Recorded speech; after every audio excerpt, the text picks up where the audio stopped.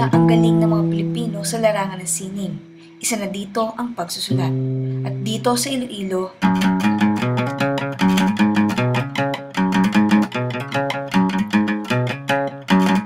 matatagpuan ang museo at kwento ni Magdalena Halandoni.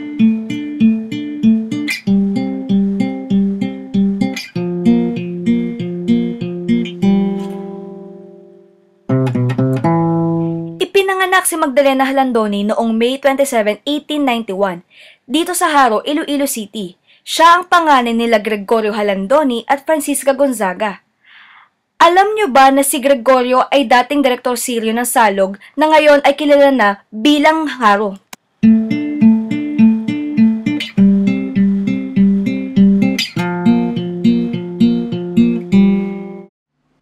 Si Magdalena Halandoni ay may nag-iisang kapatid. Ito ay si Luis. Si Luis naman ay nagkaroon ng dalawang anak. Ito sina Ofelia Halandoni at Edgardo Halandoni. Si Ofelia Halandoni ang nakasama na ni Magdalena sa kanyang pagtanda.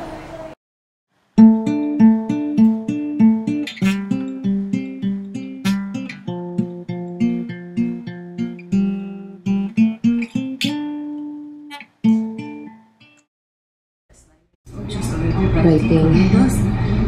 That's how in love she was with the word, literature.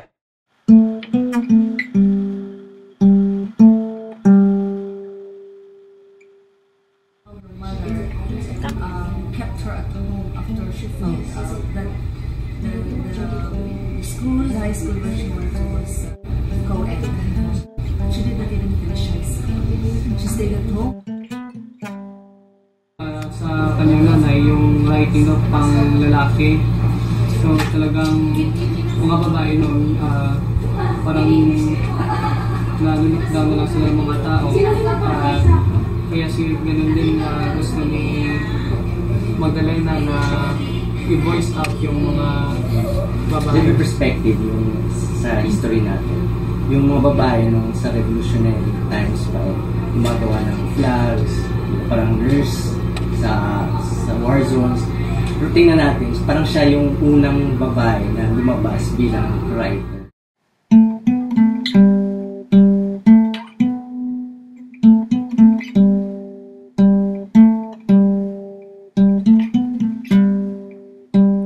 Naniniwala ba kayong first love never dies? Alam niyo ba na si Jose Rizal ang first love ni Magdalena Halandoni? Wala na siyang makitang lalaking katulad ito, kaya hindi na siya nakapag-asawa. I can say that she is in the spirit admiring our guy whose name Jose Rizal, our national hero. And I don't know, after she fell in love, after she admired, she never got a chance to look for another guy for her to love. I think that's the only background I can remember after that event. Of course, it's a common story that she was in love with Rizal, who was already long dead when she was growing up. But she idolized him in such a way that she is said to have made this comment that she would never marry anyone less than Rizal.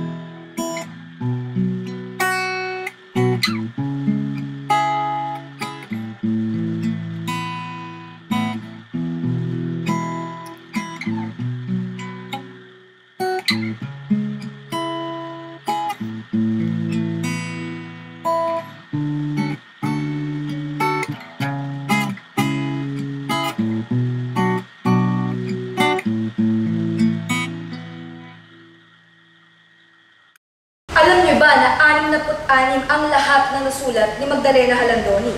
Kasama na dito ang nobela, maiksing kwento, tula at iba pa.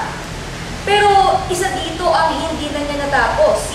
At 20 naman dito ang nawala noong World War II nang nasunog ang Archbishop Palace dahil dito niya ito itinago. I-donate ang mga gawa ni Halandoni sa iba't ibang universidad dito sa Iloilo, sa Central Philippine University, sa University of San Agustin, at sa University of the Philippines, Visayas. Umabot din ang gawa niya sa Maynila, sa University of the Philippines, Diliman, at sa Ateneo de Manila University. At sa sobrang galing niya, naibahagi din ang gawa niya sa Estados Unidos, sa Syracuse University at sa Yale University.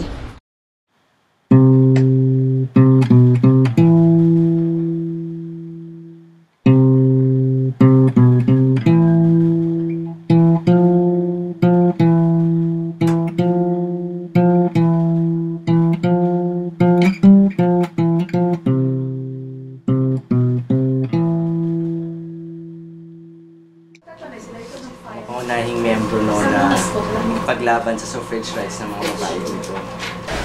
Most significant novel is Juanita Cruz, where she speaks about a woman being part of an active role in the revolution.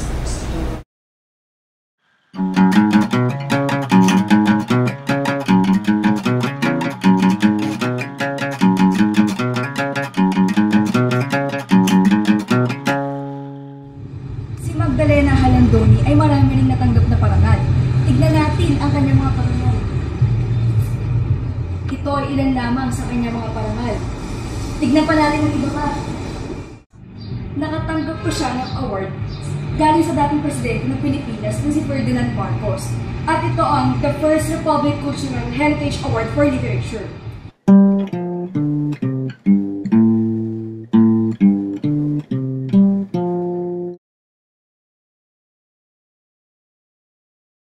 As a writer,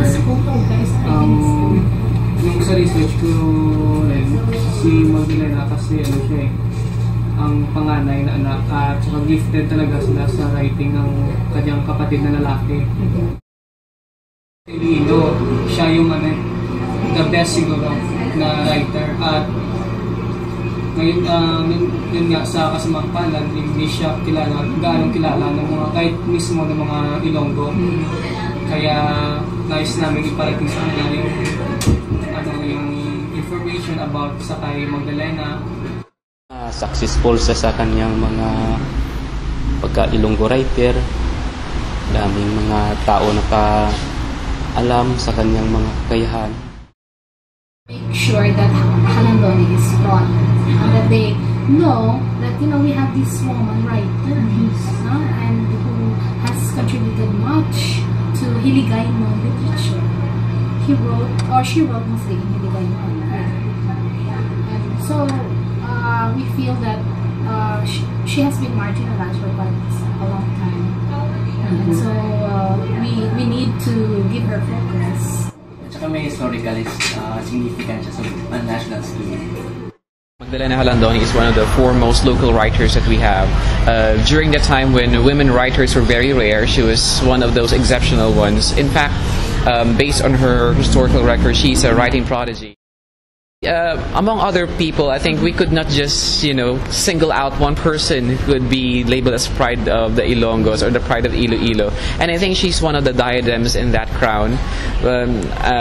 For one, she's very pioneering.